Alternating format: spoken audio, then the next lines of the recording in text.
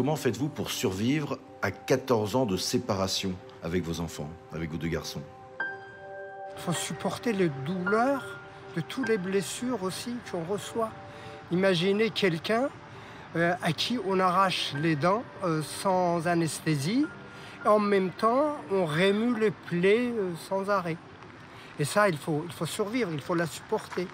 C'est pour ça que nous sommes très très rares parents à pouvoir survivre à à ces situations et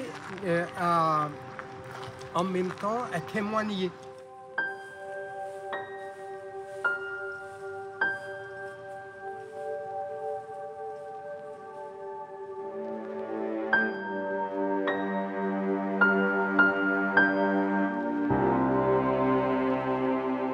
C'est plus qu'une bombe. Il a la force de dire ce qui s'est passé. Et là, le monde s'écroule. L'institution lui dit, en fait, on t'a dit de parler, mais non, fallait pas parler. Non, fallait pas parler. Parce que tu vois, maintenant, voilà ce qu'on va te faire. Et ça, c'est la réalité. C'est ce qui s'est vraiment passé. C'est la réalité. Et je dis toujours, on m'aurait raconté ça, j'aurais dit, mais non. On me dit n'importe quoi, c'est pas possible. J'avoue que je n'aurais pas cru.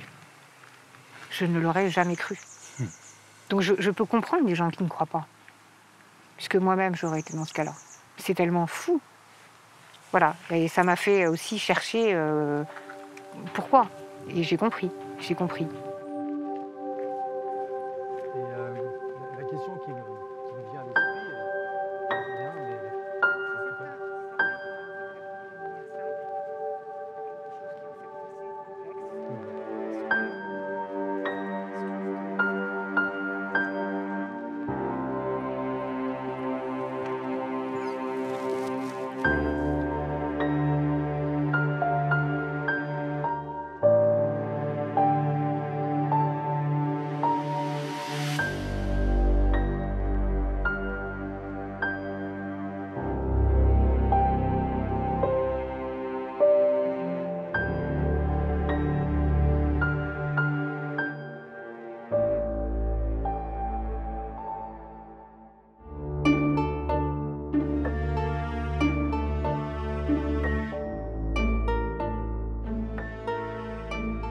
À l'âge de 9 ans, il se livre à un infirmier qui, sans me prévenir, fait un signalement. Et le lendemain, alors même que personne n'était prévenu, ni Nicolas, ni personne, ni moi-même bien sûr, la police arrive avec gyrophare et une personne... une seule femme, une personne, je pense, qui n'était pas de la police, donc qui devait, j'imagine, être de l'aide sociale à l'enfance, mais je ne sais même pas qui c'était exactement, et qui me disent, voilà, nous cherchons Nicolas pour le mettre, pour le protéger, pour qu'il ne soit pas obligé d'aller voir son père ce week-end. Voilà. Et puis, ne vous inquiétez pas, dans 11 jours, on se revoit au tribunal et puis vous récupérerez votre enfant. Moi, je suis heureuse pour lui parce qu'il a l'air d'être content de ne pas aller le week-end chez son père et donc il va être protégé pour la première fois. Et puis, d'un autre côté, lui, il s'inquiète pour moi parce qu'il a peur que ça déchaîne les la foudres colère, du... les foudres de son père. On était sidérés. On était sidérés. Il fallait que je fasse la valise de mon fils. Il fallait que tout soit prêt. Et il était incroyable d'ailleurs parce que j'étais en train de faire des confitures. Et quand la dame, qui, c'est vrai, lui a expliqué en revanche tout à fait, d'une manière tout à fait calme, tout à fait sécurisante et rassurante, le fait qu'il allait partir dans une famille pendant une semaine et qu'après il reverrait sa maman, etc. Donc il était tout à fait confiant. Et il a dit « Ah, mais je vais prendre un pot de confiture. Maman, est-ce que tu veux bien que je prenne un de tes pots de confiture qui sont les meilleurs du monde pour les donner à la famille chez qui je vais ?» Donc, voilà, et c'était vraiment... lui, il prenait bien les choses. Moi, j'essayais de prendre sur moi, parce que je me disais « Mais quand même, je ne suis pas prévenue. » Mais je ne voulais pas l'inquiéter. Donc, je prenais sur moi. Votre enfant part dans une famille d'accueil pendant une semaine, vous ne le voyez pas, vous êtes en contact avec lui. Comment Non, ça se passe? Pas du tout. On m'a juste laissé un numéro de téléphone, j'essaie d'appeler, et on me dit non, on ne peut pas vous passer votre enfant, vous le verrez dans 11 jours au tribunal. Il faut le cacher, et je demande pourquoi, et on dit parce qu'on ne sait jamais, le père pourrait le prendre pour aller à l'étranger. On doit pas, il doit être dans un lieu secret. Dans ma tête, je me suis dit, mais le père travaille ici, enfin, je veux dire, il ne va pas partir. Ça me paraissait complètement fou, parce que son père étant chirurgien viscéral, voilà. Donc j'attendais que ce fameux jour d'audience, le 11,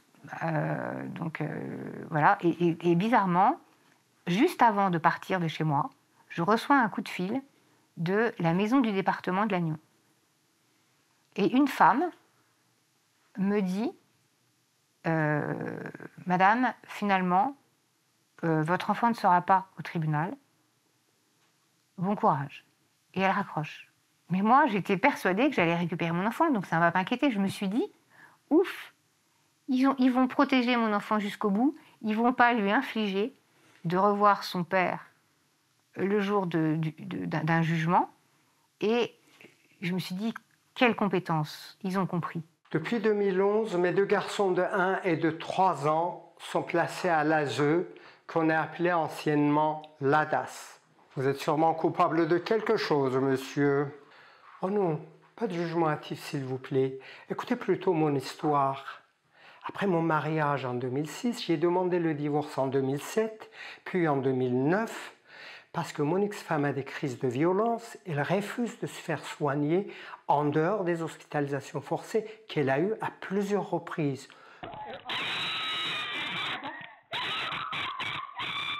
À chaque fois que je demande le divorce, mon ex-femme se calme juste pendant une petite période pour me convaincre d'annuler la procédure de divorce en cours. Il faut préciser qu'en 2007 et en 2009, elle n'a pas encore un titre de séjour pour 10 ans en France. En revanche, le 3 juin 2011, quand je lui annonce ma volonté de divorcer pour la 3e reprise, elle venait juste d'obtenir un titre de séjour pour 10 ans en France. On m'a fait comprendre que si on ne place pas les enfants, votre femme au problème neuropsychiatrique peut venir le déstabiliser.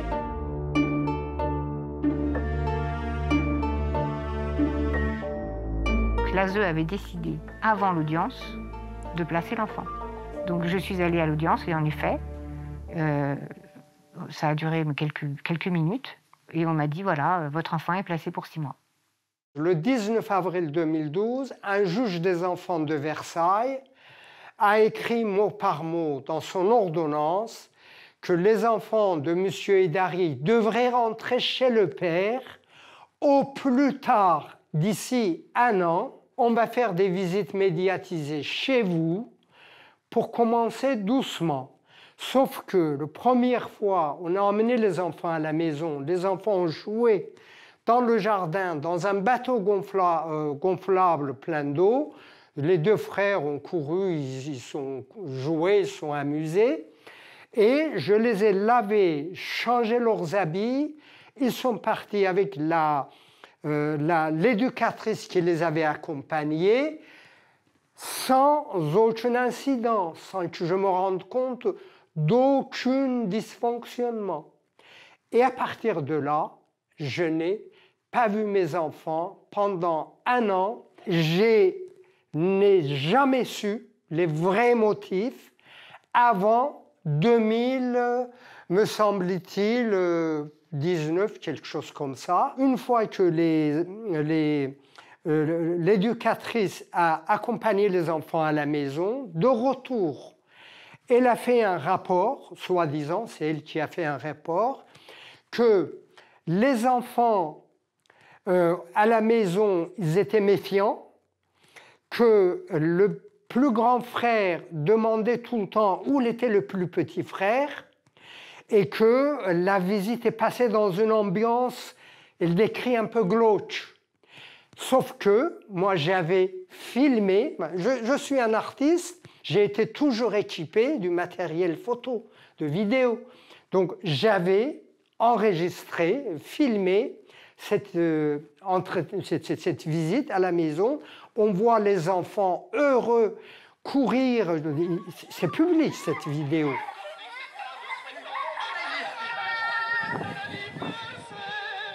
La raison, c'était tout simplement qu'il fallait être sûr que je ne sois pas une maman dangereuse pour mon enfant.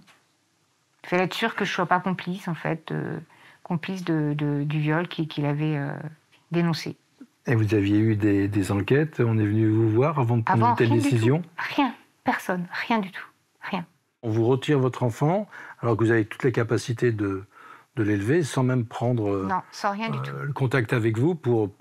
Voilà, et le pire, c'est que pendant l'audience, je me souviens qu'il y avait un monsieur qui s'appelle Monsieur mais que je ne connaissais pas du tout, qui était là et qui représentait l'aide sociale à l'enfance et qui faisait part de tout un rapport sur l'enfant qu'eux avaient eu le temps de voir pendant 11 jours, qui décrivait l'enfant le plus perturbé de la Terre. Et monsieur est arrivé, mais encore une fois, je ne savais pas qui il était, parce qu'il y a beaucoup de monde. Et on l'entend dans le couloir, très essoufflé, disant « Non, mais tu te rends compte, moi, j'ai même pas vu l'enfant, je connais pas l'affaire. » Voilà, et puis on a compris que lui, il rentrait de vacances, il était en retard, parce qu'il rentrait de vacances. Il était en charge de ce dossier brûlant, puisque père chirurgien, etc. Et il fallait qu'il brode. Donc évidemment, il a décrit quelqu'un qui n'était pas mon enfant. À cause de ça, l'ASE, sans me le dire, sans en parler au juge des enfants, elle a coupé tous mes liens pendant 1 an avec mes 2 garçons. Elle n'a pas respecté la décision de justice. 1 année après, quand on est passé à l'audience du juge des enfants habituel, le juge des enfants a écrit dans son ordonnance qu'elle ne savait pas que je ne voyais pas mes enfants pendant 1 an, que l'ASE ne lui a rien dit et qu'elle n'a pas eu le temps de lire mes centaines et des centaines de pages de lettres que je lui ai écrites. Et ce qui m'avait quand même beaucoup marqué, c'est qu'à la fin de l'audience, donc au moment du placement de Nicolas, donc, qui a été placé pour 6 mois d'abord, eh bien, le juge a regardé monsieur et il lui a dit, et je n'ai jamais compris, ça reste encore une énigme dans ma tête, mais il lui a dit « Vous auriez pu me dire que le père de madame était médecin. » Et ça reste un mystère. Le père de Nicolas est aussi médecin, il était là, il était dans la salle d'audience. J'ai porté plainte contre l'ASE en 2014. Jusqu'en 2020, j'ai porté des plaintes sans arrêt. Tous mes plaintes, soit elles ont été perdues dans les services de procureur de la République, soit ils ont reçu non-poursuite, soit classement sans suite. Et à partir du moment où la justice a commencé à bouger, la justice pénale, ça a commencé à bouger à partir du moment où j'ai commencé, moi, à provoquer les services de l'ASE, à porter plainte. Et là, je me suis trouvé devant des tribunaux. Et ces tribunaux, donc j'ai eu un espace de parole. C'est un peu comme un animal qu'on veut chasser, qui se réfugie dans la maison de chasseurs.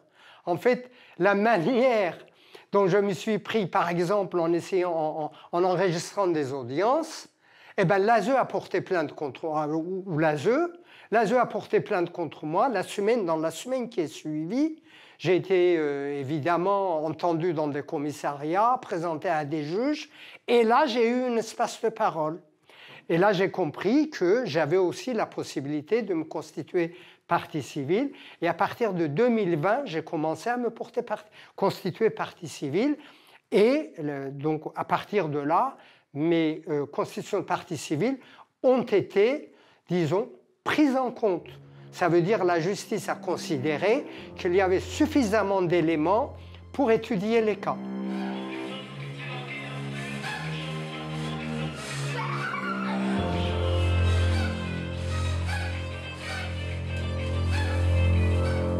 Il y avait des rendez-vous réguliers pour m'apprendre à élever correctement Nicolas. Mon avocate m'avait dit, il faut vraiment être, elle m'avait dit, il faut être une serpillière. Elle m'avait dit ça. Ça m'est resté dans la tête parce que je me suis dit, si vous voulez gagner, soyez une serpillière. Donc comment ça se passait? Les gens de l'ASE venaient ici pour vous dire ils venaient ici, comment faire pour... Enfin, voilà. C'est des cours de morale, c'est quoi? Alors c'est pire que ça parce que par exemple, elle commence par une question. Quels sont les interdits fondamentaux? Alors moi j'ai peur, je veux absolument qu'on trouve que ce que je dis est bien parce que je veux récupérer mon enfant. Donc je me dis, il faut que je sois en vérité. Parce que moi, les interdits fondamentaux, bon, c'est autre chose. Moi, pour moi, élever mes enfants, et j'en ai 4 quand même, garçons, c'était montrer l'exemple. C'était un rythme de vie où on se lève à 1h jusqu'au soir. Donc je dis, voilà, une journée pour moi, voilà, les devoirs à l'école, on se brosse les dents, etc. Une vie saine d'enfant. Et là, elles me disent, alors que, entre parenthèses, c'est vrai que c'est pas lié, mais par exemple, elle n'a jamais eu d'enfant de sa vie. Donc elle me faisait la morale de comment on élève son enfant, mais elle n'a jamais eu d'enfant de sa vie. Hein. Donc elle doit avoir eu des cours, j'imagine. Et si bien que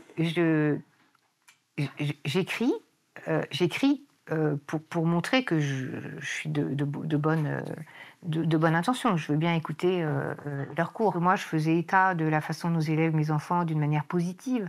Le modèle, leur montrer l'exemple, faire son lit, faire des choses du quotidien.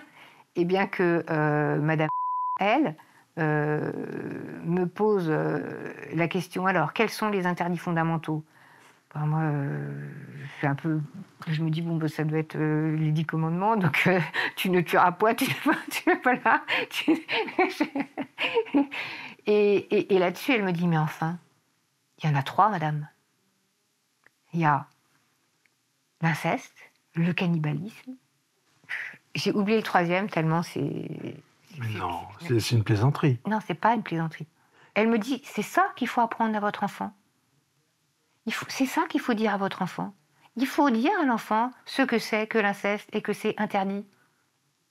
Non, mais comme si un petit de 3, 4 ans, 5 ans, vous alliez l'élever. Mais moi, avec... enfin, je veux dire, mais j'ai même pas de mots. Ça me fait même rire aujourd'hui, des années après, parce que je trouve ça fou. Je veux dire, quand on a des petits-enfants, qu'on les met au monde, qu'on les élève, qu'on est dans l'innocence, dans la bienveillance, mais on n'est pas du tout dans ces idées d'inceste, de cannibalisme. C'est horrible. Quand j'ai reçu la copie du dossier de mes enfants, j'ai pu lire dans une ordonnance d'un juge des enfants. Il me semble bien que c'était celui de M.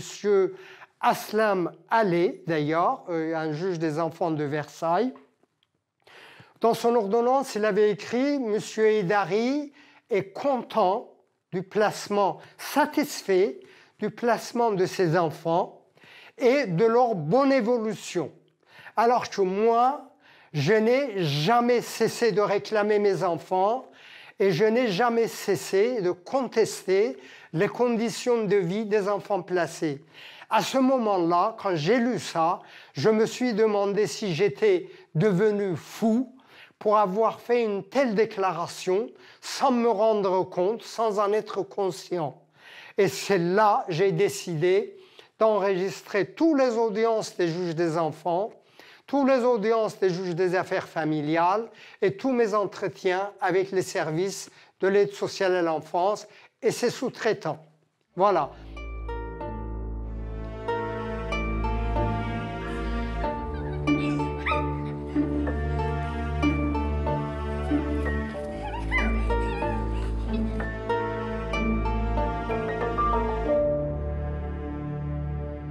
Par exemple,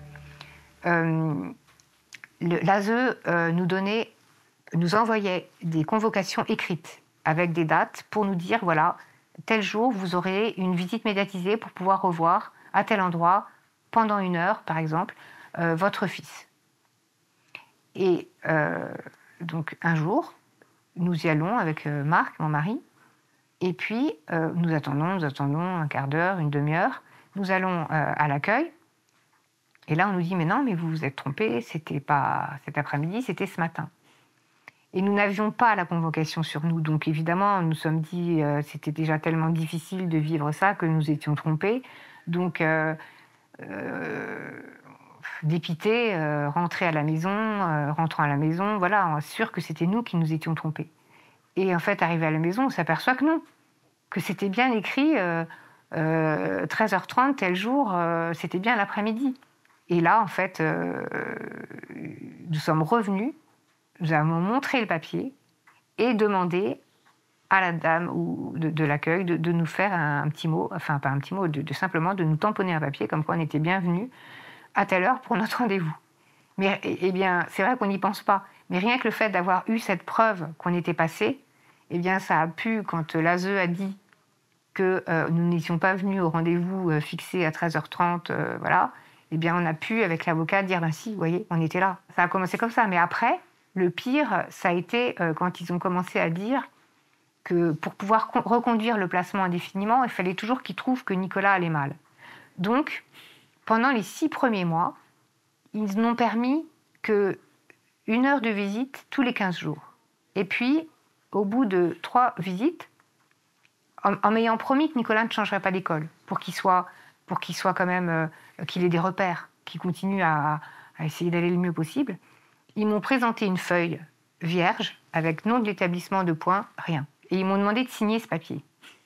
Donc moi, j'ai refusé de signer le papier en disant, écoutez, je suis responsable de mon enfant, j'ai l'autorité parentale, je ne peux pas prendre le risque de signer un papier en me disant peut-être qu'il va aller dans une école, je ne sais pas où. Enfin, voilà, je veux bien signer un papier, mais je veux savoir ce que je signe.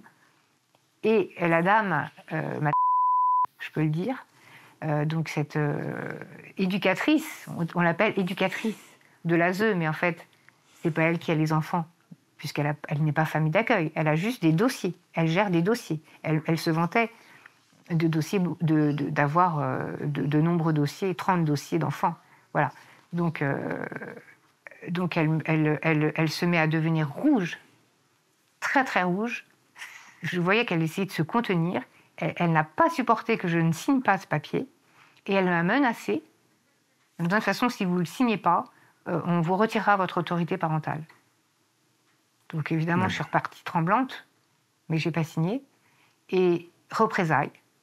C'est-à-dire que à partir de ce jour-là, c'était plus 1 heure tous les 15 jours, c'était 1 heure par mois de visite médiatisée avec mon enfant.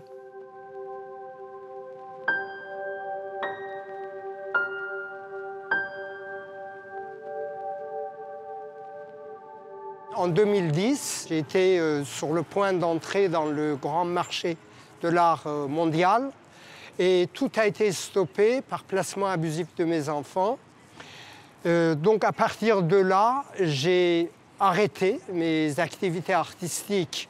Je n'ai pas le temps de m'en occuper, mais quand même, l'URSSAF et la Maison des artistes me considèrent toujours comme étant artiste-auteur indépendant parce que chaque année, ils renouvellent mon statut parce que je leur dis que je suis en train de réaliser une œuvre d'art qui sera achevée le jour où on s'occupera de changer l'institution de l'aide sociale à l'enfance en France. Et je suis sûr que ce n'est pas compliqué. C'est beaucoup moins compliqué que, par exemple, prélèvement des impôts à la source qu'on a organisé dans notre pays en l'espace de quelques années. C'est un travail énorme, c'est une organisation gigantesque, alors que organiser une institution inviolable pour protéger les enfants devant une telle affaire, c'est rien du tout. Donc c'est pour cela que voilà, je me bats, c'est pour cela que je survis, c'est pour cela aussi que j'arrive à supporter toutes les douleurs qui m'est infligées depuis 13 ans.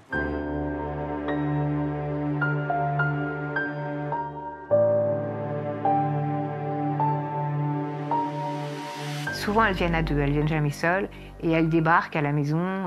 Alors la première chose qu'elles disent, c'est qu'elles se plaignent.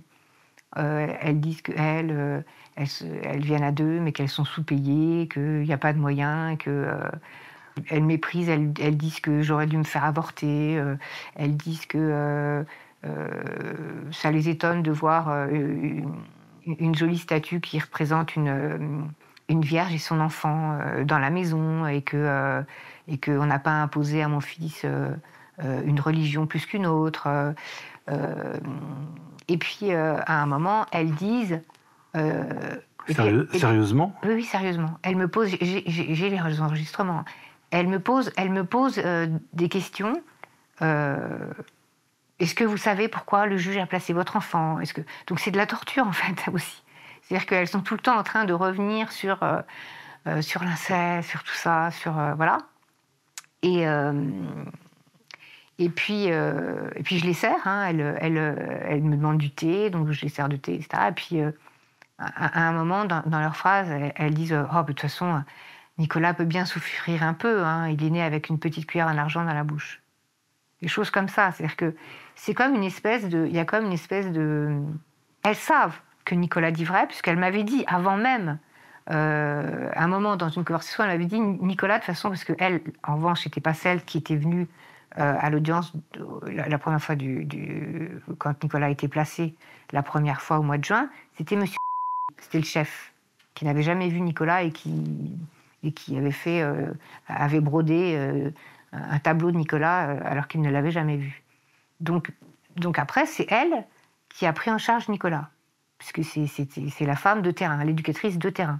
Sans elle, du tout, la famille d'accueil. Elle m'a pris en charge, c'est-à-dire qu'elle allait le voir de temps en temps.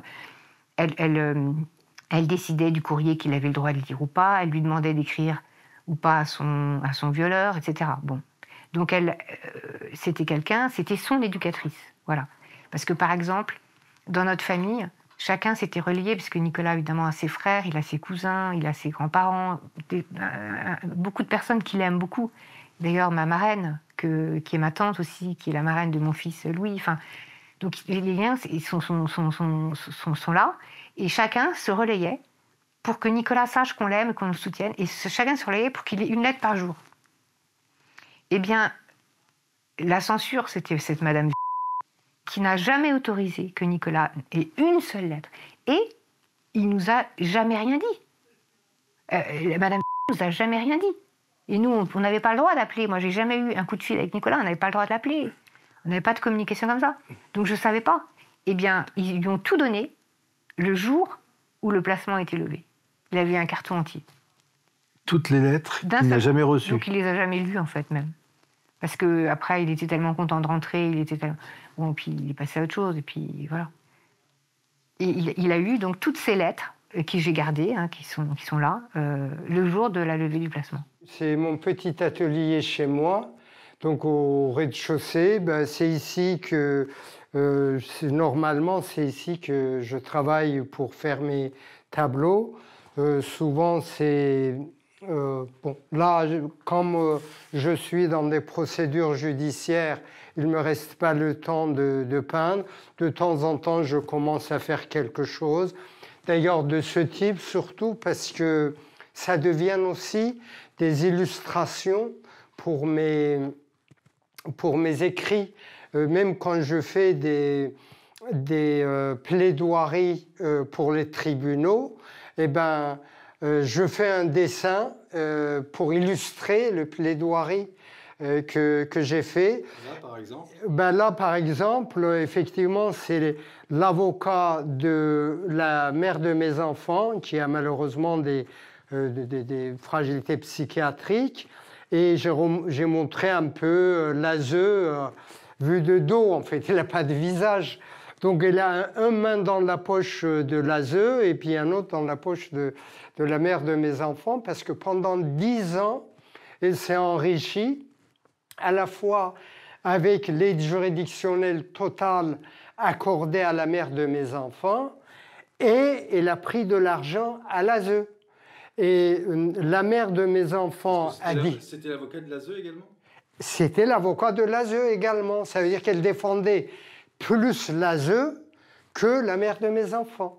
Par exemple, la mère de mes enfants disait, moi j'ai vu devant des tribunaux, la mère de mes enfants disait non, je vais récupérer mes enfants. Et l'avocate, elle disait, Madame la juge, ma cliente demande que ses enfants restent placés.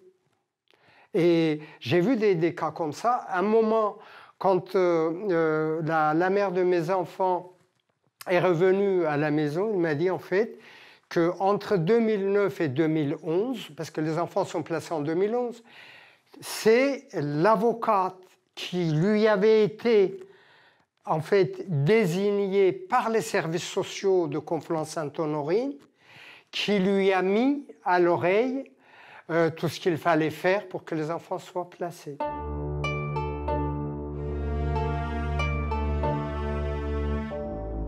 La directrice de l'école, elle a refusé la lettre de l'institutrice qui disait qu'elle nous avait rencontrés avec Nicolas pour faire que les choses se passent mieux en classe, que ça s'était très bien passé, etc.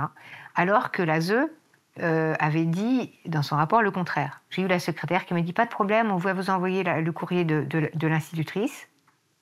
On rappelle, parce qu'on n'avait toujours pas reçu le courrier par mail. Et on retombe sur la même gentille secrétaire qui me dit « Ah, je suis désolée, en fait, non, ça a été bloqué, finalement, c'est pas possible. » Et je lui demande pourquoi, elle me dit « Je peux pas vous dire. » Donc là, vous êtes en train de me dire que la directrice de l'école a fait obstacle pour que cette attestation de l'institutrice qui gère votre enfant soit rendue à l'ASE. Passe par... En fait, ne nous soit pas donnée, alors que c'était... Ça concerne votre enfant. Voilà, ça concerne notre enfant. Pour quelle raison, à votre avis? Parce qu'ils sont, à mon avis, ils travaillent avec l'ASE. C'est-à-dire qu'il ne faut pas... c'est l'ASE qui dit tout sur l'enfant. Il ne faut pas de preuves, il ne faut pas que le parent sache quoi que ce soit sur l'enfant pour que l'ASE puisse faire sa sauce et continuer à placer l'enfant. Voilà. Ce que je dirais avec recul, ce qui s'est passé, c'est que les services sociaux, ils connaissent un petit peu la vie de tout le monde, puisque c'est leur métier. Et à un moment donné, ils se sont visiblement rendus compte qu'il y avait deux sources de revenus à la maison.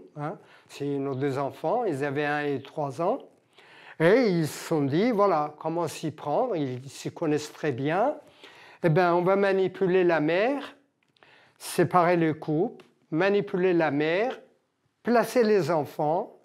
Et une fois les enfants placés, leur résidence principale est fixée chez la mère, sans domicile fixe, sans emploi, et atteinte des maladies neuropsychiatriques avérée, parce qu'elle était régulièrement hospitalisée dans des hôpitaux psychiatriques. Et pourtant, vous aviez une situation stable. Eh bien, moi, j'avais le statut de fonctionnaire de l'État. J'avais statut d'artiste, peintre et sculpteur indépendant. Et à l'époque, je faisais tisser des tapis d'après mes tableaux, avec les motifs de mes tableaux que j'importais en France. Et j'étais aussi, disons, dans le cadre de mes activités artistiques, j'enseignais le dessin-peinture aussi bien à des adultes qu'à des enfants. Donc, j'avais une vie bien remplie. J'étais, comme on dit en France, connu comme un loup blanc dans le département.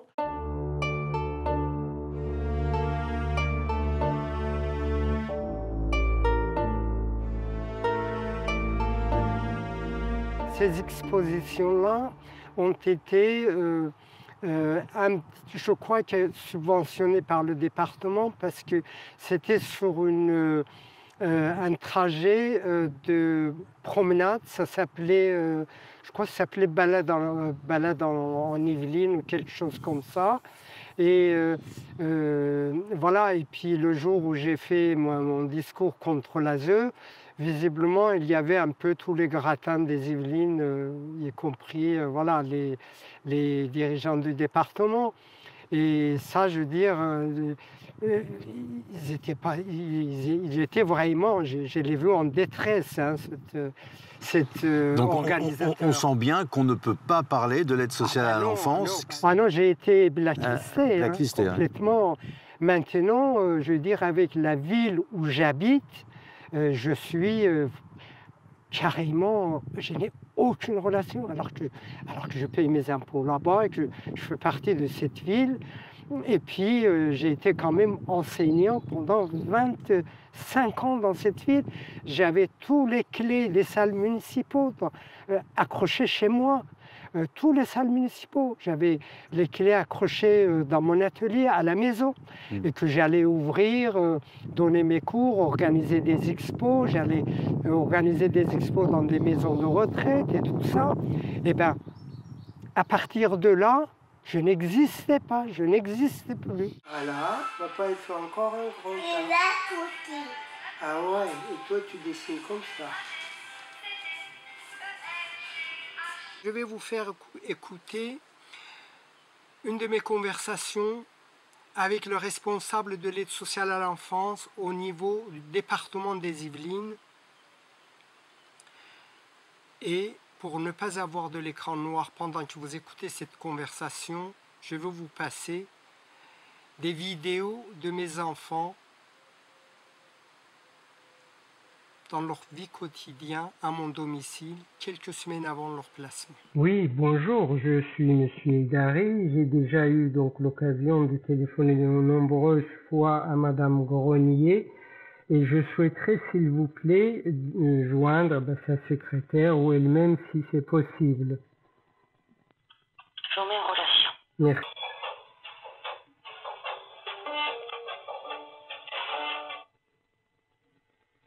Oui, allô? Oui, bonjour.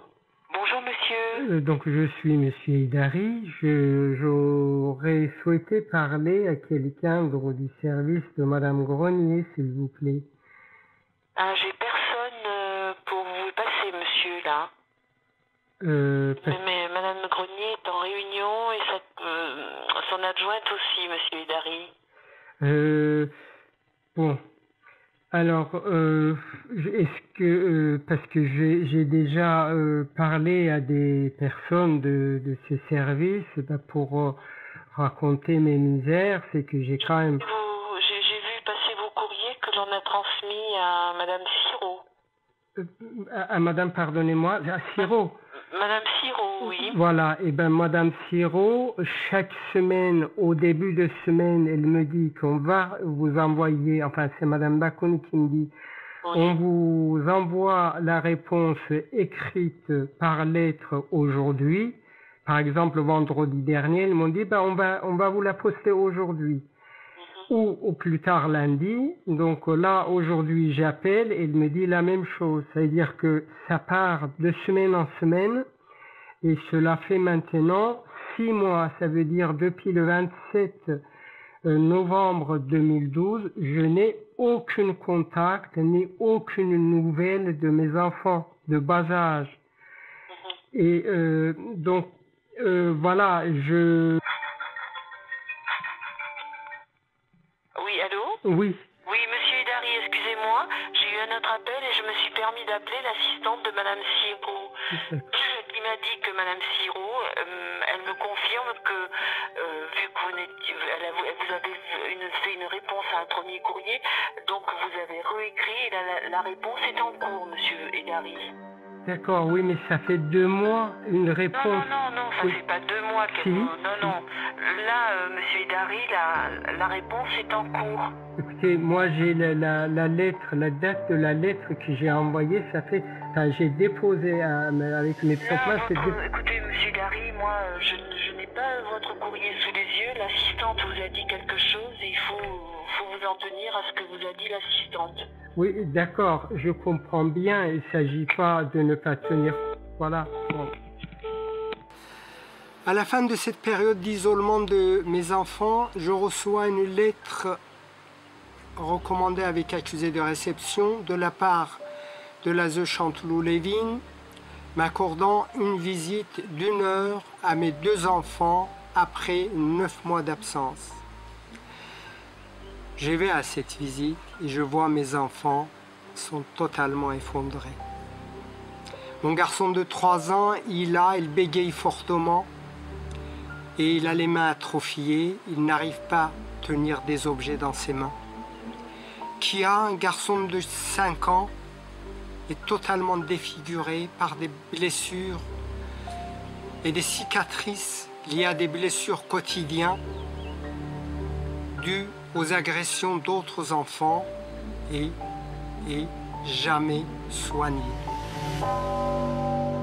Comment faites-vous pour rester calme? Il n'y a quasiment, c'est extrêmement rare, des gens qui réussissent à survivre et continuer à, disons, témoigner. Je n'ai pas le droit de m'énerver. Tu sais, en fait, aux mains, on a arraché une tomate cerise de mon jardin à la bouche de mon garçon assis à moins d'1 mètre de moi, que je ne voyais pour la première fois après plus d'une année de séparation absolue. Mon garçon a pleuré pendant cette visite médiatisée. En me fixant des yeux, je suis resté de marbre. Alors que dans des cas de ce genre, beaucoup des parents balancent un gifle à cette éducatrice ou directrice des services de l'ASE et elle se trouve pour 2 ans en prison.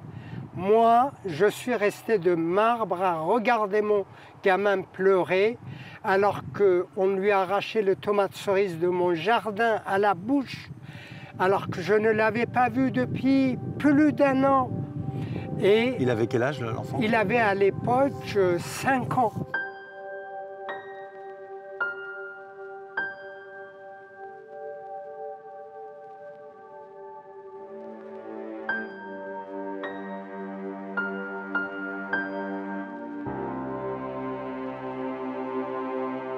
Pendant cette période où moi je ne pouvais pas savoir, mais ils travaillaient des rapports où ils ont dit dans le rapport qu'ils ont présenté donc au bout d'1 an au juge que Nicolas s'était fait renvoyer, ce qui était vrai, du cours de musique et qu'il allait très mal, par exemple, aussi de la même manière au cours de football. Eh bien, il se trouve que nous allions tous les week-ends, quand il avait un match, nous allions l'encourager. Jusque là-bas, jusqu'à Ploie, loin. Et pour lui dire, grandis, on est là, on est toujours là, on t'encourage, voilà, on t'aime. Et donc, on le voyait avec ses petits camarades. Il jouait, il essayait de nous montrer de quoi il était encore capable. Il avait même de l'humour avec ses camarades. On voyait l'entraîneur qui avait l'air d'être très, très heureux avec eux, avec toute cette équipe. Si bien que quand j'ai su, mais vraiment quand ils m'ont lu, parce que c'est comme ça, l'ASE vous appelle et la veille de l'audience, ils vous lisent, vous ne pouvez même pas le lire vous-même, ils vous lisent le rapport qu'ils ont fait et qu'ils ont envoyé au juge. Et quand ils me disent, oui, que Nicolas se comporte très mal au sein de son équipe de football, etc., là, j'ai l'impression de devenir folle. J'ai constaté quelque chose qui ne correspond pas du tout à ce qui est écrit. Et je me dis, mais peut-être que je me trompe. Donc, dans la soirée, il était 6h quand on m'a lu, 18h quand on m'a lu le rapport. Dans la soirée, Marc, mon mari, vraiment adorable, qui me soutient, me dit, on y va, on va en voiture, on va rencontrer l'entraîneur. On va rencontrer même le président pour leur demander si c'est vrai, ce qu'ils en pensent. Donc on va aller voir en s'attendant à tout, mais en tout cas en cherchant la vérité. On leur demande alors comment est-ce que Nicolas est dans l'équipe. Déjà, ils sont gentils, veulent bien nous recevoir. Et il me dit, mais pas de problème, Nicolas, il est génial, il a plein d'humour, qu'est-ce qu'il est gentil, c'est un super élément dans l'équipe. Alors nous, on est soulagés, on n'a pas trop mal senti les choses, ça va, pour l'instant ça va. Et là, donc on dit, mais ça nous soulage, si vous saviez, l'aide sociale à l'enfance nous a dit l'inverse tout à l'heure. Et là, il nous dit, mais je comprends pas, ils m'ont jamais appelé, j'ai jamais eu personne à me poser des questions, à venir voir Nicolas. On m'a jamais demandé quoi que ce soit, l'aide sociale à l'enfance m'a jamais rien demandé.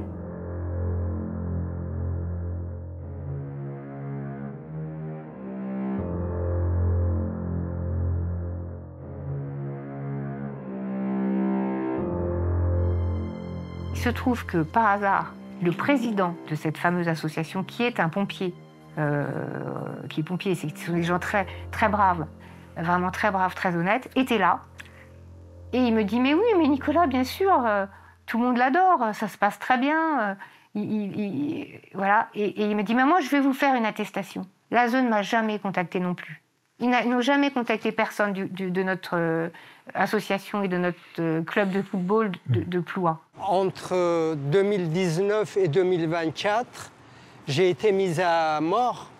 Ma tête était mise à prix par les réseaux de trafic, je dirais, de services de l'ASE. Et comment vous le savez, ça? Eh bien, c'est pas que je l'imagine, c'est que je l'ai vécu. Ça veut dire, il y a eu des mois, j'ai été seul, sans avocat, devant 4 tribunaux pénals publics, parfois en comparution immédiate. C'est des procédures extrêmement lourdes. Ça veut dire qu'à un moment donné, j'ai été mise en garde à vue pendant 36 heures. Et pendant 36 heures, je n'ai pas mangé, je n'ai pas dormi et je n'ai pas bu. Et au bout de 36 heures, j'ai été présenté devant un tribunal pénal public en comparution immédiate. J'avais l'impression d'avoir super bien dormi, d'être venu des vacances. J'avais tellement d'énergie pour justement expliquer à ce tribunal que voilà pourquoi je me bats comme ça.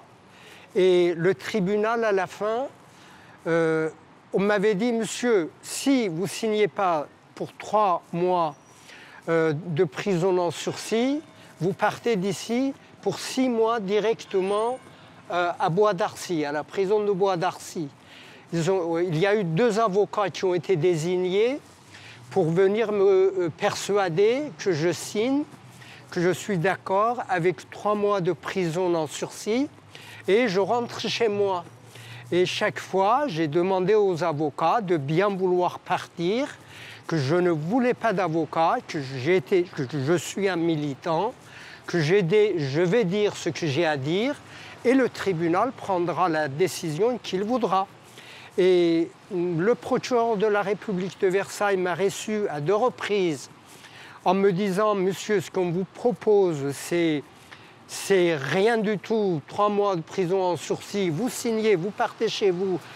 Sinon, vous avez enregistré l'audience d'un juge des affaires familiales que vous avez publié sur votre chaîne YouTube, sur des réseaux sociaux. Vous risquez gros, vous avez commis une infraction. » Je dis « Je veux aller en prison. » Eh bien, il a dit « Si je vous présente à un tribunal pénal en comparution immédiate, vous partez en prison. » Je dis « Je veux aller en prison. » Et l'avocat qui a été désigné le premier, il s'est levé, c'était un grand monsieur avec plein de décorations, qui, je me rappellerai toujours de lui, il s'est mis en pétard, il était complètement en colère en disant « Mais monsieur, je vois qu'en plus vous êtes fonctionnaire, vous voulez vous suicider, je ne peux pas vous empêcher de vous suicider. » Et il est allé sonner à la sonnette cellule dans laquelle j'étais détenu, et en appelant les policiers, en disant venez, j'ai terminé, il veut se suicider. Donc il est parti et j'ai été effectivement présenté à ce tribunal pénal public. Et au bout de 36 heures de garde à vue, sans manger, sans dormir, sans boire, je parlais avec tellement de sérénité, avec tellement de force de croyance à la bonté, que le tribunal, à un moment donné, il a dit « Monsieur, vous partez. » Et les policiers m'ont emmené derrière, ils m'ont dit « Vous attendez qu'on vous donne un papier. » Après, ils sont venus dire « Il n'y a pas de papier, il n'y a rien, vous partez. » Eh bien, je suis parti J'ai trouvé une sortie par la porte du garage de l'endroit où j'étais mise en garde à vue, en fait. Je suis parti à 18h du soir. Incroyable. Donc ils ont tout fait pour vraiment vous faire plier, quoi. Oui, mais en même temps, je suis fier de la justice pénale de ce pays. Je dis bravo. Parce que vous imaginez, vous trouverez pas... Enfin, je dirais, vous trouverez très rares pays au monde, je dirais même peut-être que ça n'existe pas, qu'un homme se batte contre toutes ces institutions qui commettent des infractions et qu'au bout de 13 ans, n'a aucune condamnation.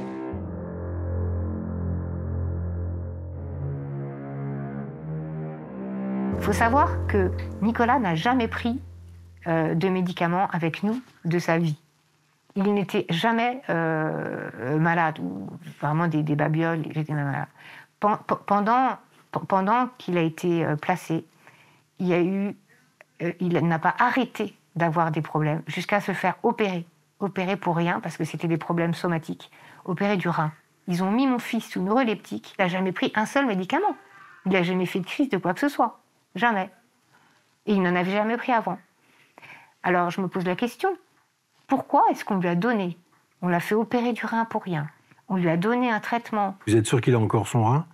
Ah oui, parce que j'ai fait faire des examens après. Il a encore son rein, mais on l'a opéré, on ne sait pas pourquoi. Quand nous sommes arrivés, au bout d'1 an, à l'audience, avec ce même juge, eh bien, vous savez comment ça se passe? C'est d'abord l'enfant qui entre, l'enfant que vous voyez à peine, puisqu'il est avec sa famille d'accueil, comme complètement, enfin, c'est le bouclier. Hein.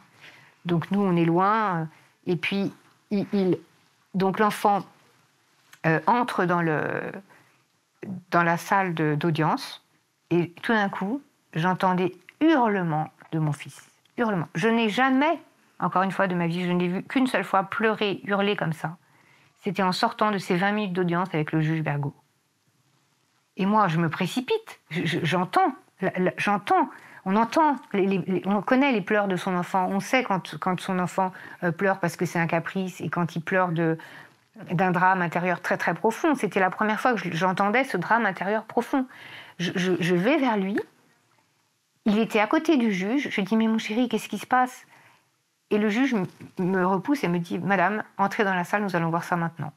Nicolas s'en va, et comme Marc, mon mari, n'a pas le droit d'entrer, puisqu'il ne fait pas partie de l'histoire, alors même que c'est lui qui élève Nicolas avec moi, c'est son beau-père. Mais bon, il reste dans la salle d'attente, et Nicolas lui dit, il me le dira plus tard, en pleurant, le juge m'a dit que je ne reverrai plus jamais maman. Donc, en fait, avant même que nous ne rentrions dans la salle d'audience, le père, le géniteur et moi, en fait, la messe est jouée.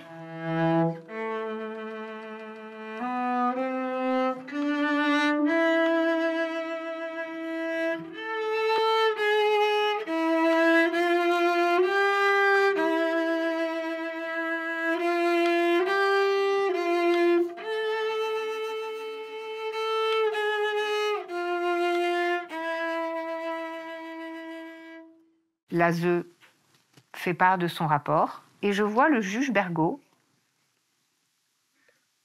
se concentrer sur le dossier que mon avocat lui a donné. Donc il y a ces nouvelles pièces, ces pièces.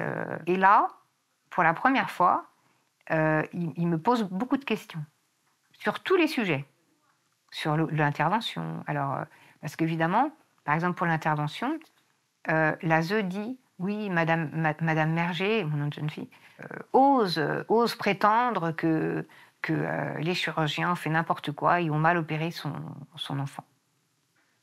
Donc, moi qui ai un père en plus qui fait ce genre de choses, jamais j'irais dénigrer quelqu'un. Non. Et donc j'ai dit la vérité, c'est-à-dire que je n'avais jamais dit que les chirurgiens avaient fait un mauvais travail. Au contraire, il a été heureusement bien opéré, il est d'ailleurs vivant. Il a été très bien opéré, la cicatrice est très belle, mais il a été opéré pour rien. Il a été opéré alors qu'il n'avait rien. L'audience a duré 4 heures. 4 heures. D'habitude, c'est envoyé comme ça. Hein. C'est du jamais vu. Parce qu'à chaque fois qu'il me posait une question, comme je contredisais ce que disait l'ASE, d'une manière en fait assez posée aussi, puisque j'avais eu le temps hein, quand même d'étudier les choses, de comprendre qui ils étaient, etc. Et de comprendre aussi qu'on ne pouvait pas laisser passer des mensonges pareils. Eh bien, 4 heures. Cette madame m'avait dit, Nicolas a tous les stigmates des enfants qui ont été agressés sexuellement. J'en ai tellement vu, parce qu'elle venait, elle a bougé, elle venait de Rostronin, mais avant elle était à Paris, enfin, elle a fait pas mal d'aide sociale à l'enfance. Alors je ne sais pas si c'était pour enfoncer le couteau dans la plaie, bref, enfin, ça faisait partie. Voilà. Donc là, Nicolas peut bien souffrir un peu, étant donné qu'il est né avec une petite cuillère en argent dans la bouche. Donc on peut bien continuer et prolonger son placement, même si il serait beaucoup mieux chez lui. Voilà. Et ça, l'avocate l'avait entendu. Donc, pendant l'audience, quand elle a vu à quel point ces dames pouvaient mentir, parce qu'elles étaient deux, il y avait madame et sa sbire, je dis sa sbire parce que c'est une pauvre femme qui a été recrutée après et qui suivait, qui faisait exactement ce que disait madame, je crois, madame. Et donc, l'avocate, madame maître, leur dit, mesdames, vous n'avez pas dit à madame Merger que Nicolas pouvait bien souffrir parce qu'il a été né avec une petite cuillère en argent dans la bouche? Et là, nous n'avons jamais dit ça. Non. Et là, mon avocate, qui ne pouvait pas normalement prétendre avoir des enregistrements, puisqu'on sait c'est interdit dans les... Non, on ne peut pas faire valoir des enregistrements qui ont été faits à l'insu des personnes pour un procès civil. Ça peut marcher pour le pénal, mais pas pour le civil. Et puis c'est quelqu'un qui a qui en impose. Donc elle a très très mal pris cette espèce de mensonge, cet affront qu'on lui faisait. Et je me souviens, je la revois alors qu'elle était d'habitude très posée, etc. Elle commence aussi à devenir presque agressive et à interpeller le juge et lui dire « Monsieur le juge, s'il faut en passer par les moyens qu'il faut, je les apporterai, mais je peux vous affirmer que ces dames ont dit cette phrase et qu'elles mentent. » Et là, comme c'est une femme qui est connue pour juger sans mentir, c'est un avocat, c'est rare parce qu'elle a le droit de mentir, mais c'est aussi pour ça qu'elle est connue à Rennes et qu'elle est aimée, c'est qu'elle a une façon de travailler qui est qu'elle cherche la vérité. C'est quelqu'un qui est très carré. Et donc, quand elle est sûre de quelque chose, elle le fait, mais elle ne ment pas. Ça a eu du poids quand le juge... J'ai vu le juge...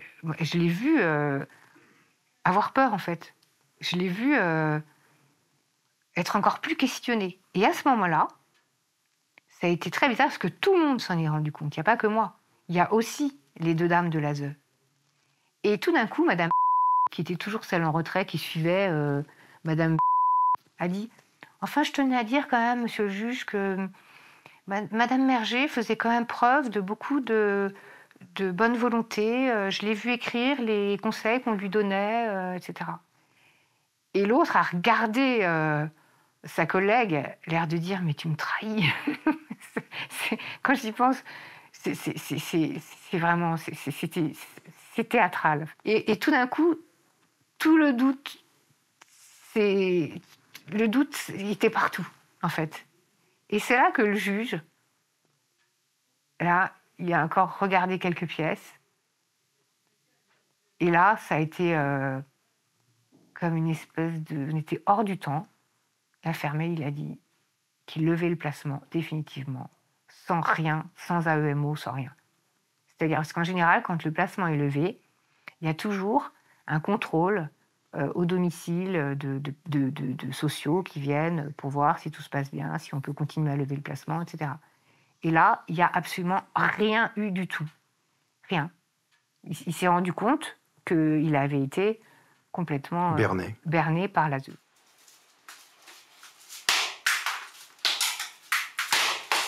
Là, c'est ses deux enfants, il remplit ses poches.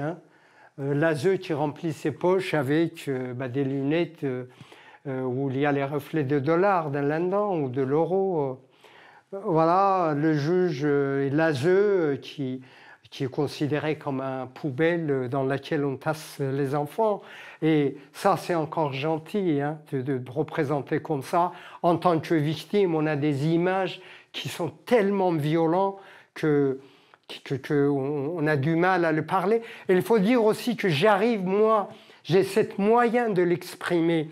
Si vous n'avez pas ça, vous traduisez tous ces stress, toutes ces violences par un cancer, par un ulcère d'estomac, par une maladie, par une folie, voilà, tout ça. Puis là, voilà, deux enfants, par une espèce de monstre, une espèce de personnage sans figure qui les amène, voilà.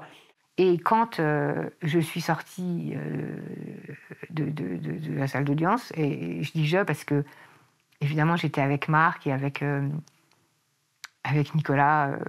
Je me souviens, Marc, quand je suis sortie, je savais tellement qu'il avait peur, qu'il ne savait pas, qu'il attendait qu'une seule chose. Il avait attendu 4 heures, il a attendu 4 heures, il ne sait toujours pas ce qui va en être. Et je me souviens, j'ai fait comme ça. Ça me donne encore des...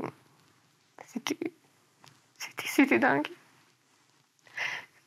Et j'ai fait comme ça. Et on s'est serré dans les bras. Et on s'est dit, Nicolas est sauvé. Nicolas est sauvé. Enfin, est sauvé en tout cas. Voilà. J'ai des grandes fresques. Il y en a qui sont sur toile, qui font 10 mètres carrés pour certaines. Donc je les mettais là au fond pour faire un fond.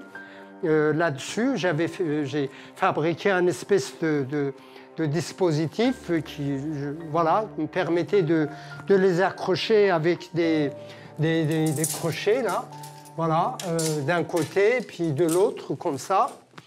Et puis là, ça me fait un petit scène dans laquelle je joue des one-man shows pour résumer le dossier de mes enfants qu'un juge d'instruction m'avait donné.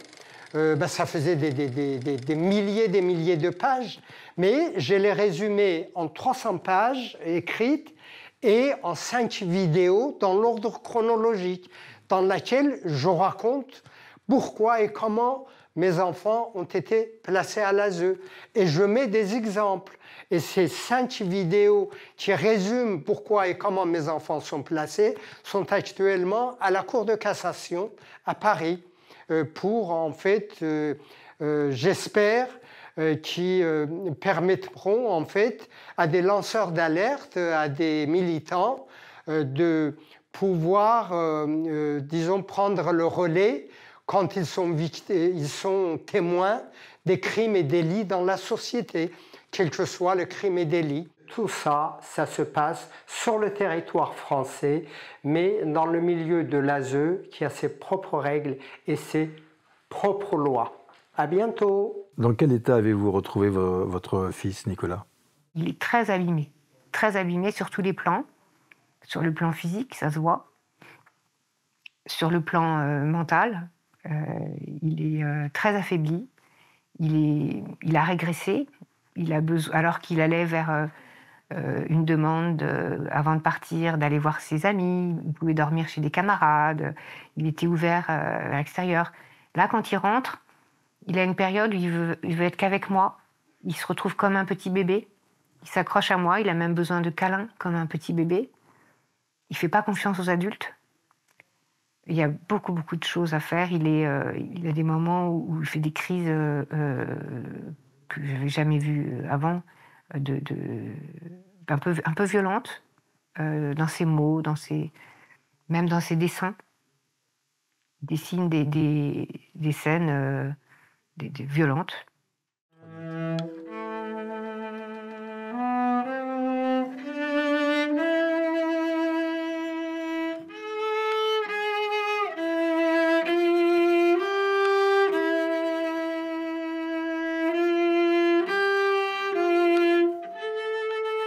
La famille d'accueil est là pour aider. Est-ce que tu as l'impression d'avoir été aidé pendant cette année? Non, j'ai l'impression d'avoir été emprisonné plutôt. J'ai pas pu voir ma mère, qui m'a beaucoup manqué pendant une année. J'ai pas eu ces lettres qu'elle m'avait écrites. Et c'était très dur. Et pour quelle raison tu n'as pas eu ces lettres, tu sais?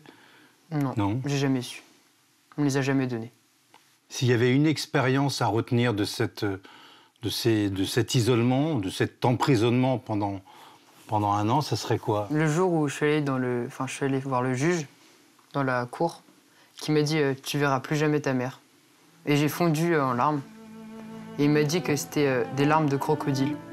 Et il insinuait que mes larmes étaient fausses. Et ça m'a déchiré.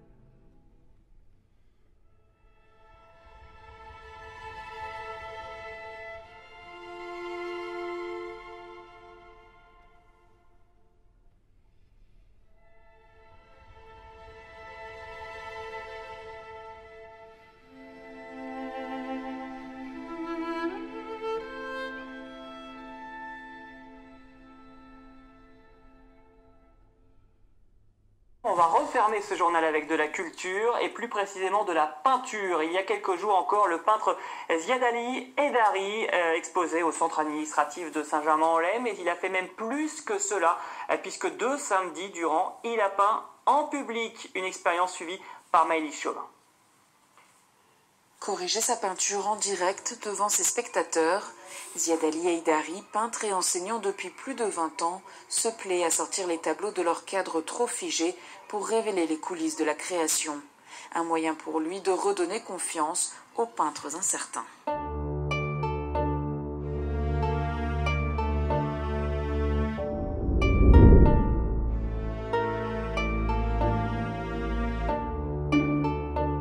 Nous sommes le 19 mars 2025. Je suis à la cour d'appel de Versailles. Et je suis là pour avoir enregistré l'audience d'un juge des affaires familiales le 31 mai 2022. J'ai été pour cela condamné par le tribunal judiciaire à 1 300 € d'amende.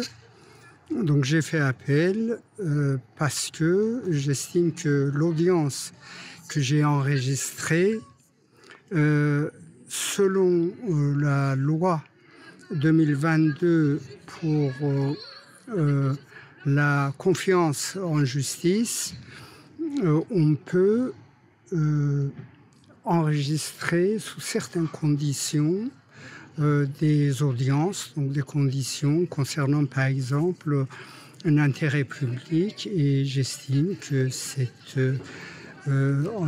mes enregistrements font partie de ceux qui ont un intérêt public pour la public. Voilà.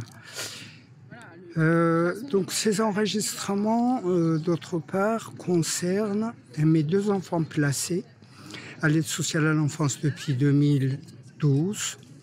Le retour à la maison ordonné par un juge des enfants en 2012 n'a pas été respecté par l'ASE et n'a pas été suivi par les juges des affaires familiales.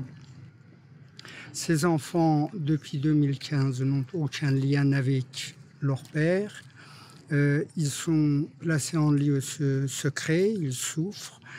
J'ai pu lire dans les rapports de l'ASE chez les juges des enfants qu'un de mes garçons dit « J'en ai marre de l'ASE, j'en ai marre des éducateurs, je veux rentrer chez mon père ».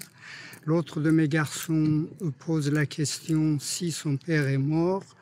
Donc c'est des situations extrêmement violentes et nécessitent à ce que je me bats pour les sortir de là. Donc premier conseil fondamental, ne surtout pas aller déposer plainte. Donc ne pas déposer plainte, se faire assister par une avocate ou un avocat très aguerri. Parce que moi j'ai récupéré beaucoup de dossiers qui ont été, j'ai pas du tout envie de dire gérer n'importe comment, mais qui ont été gérés avec l'inconscience de ce que la justice rend comme décision aujourd'hui dans ce type de dossier. Et avec, je comprends, quand on ne connaît pas ce type de dossier, on se dit que c'est impossible. Et on se dit que, ben non, si votre enfant vous dénonce ça, au contraire, il faut le faire parce que sinon on va vous accuser, vous mettre en cause de ne pas l'avoir protégé, pas du tout.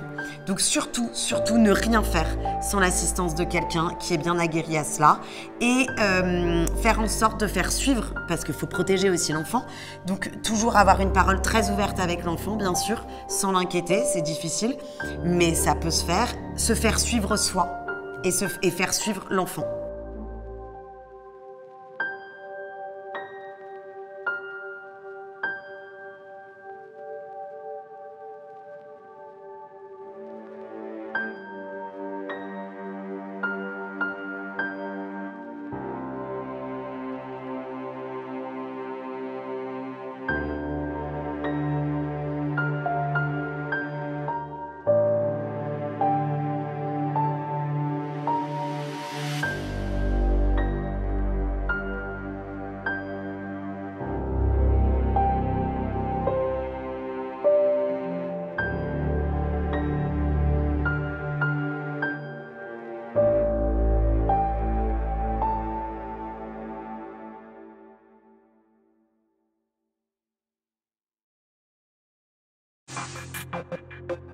Au bout de 11 ans, je ne sais pas encore c'est quand la fin du chemin de cet exil. Je suis victime d'un déni de justice extrêmement grave.